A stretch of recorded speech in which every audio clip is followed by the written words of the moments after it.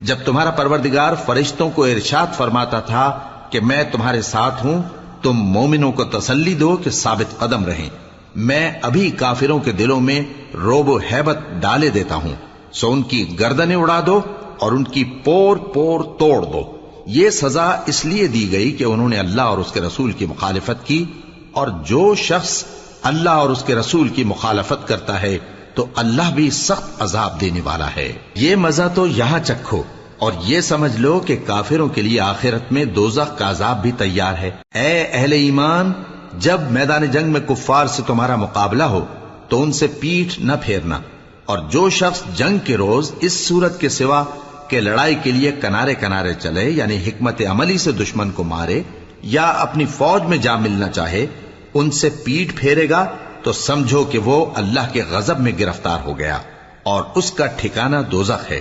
اور وہ بہت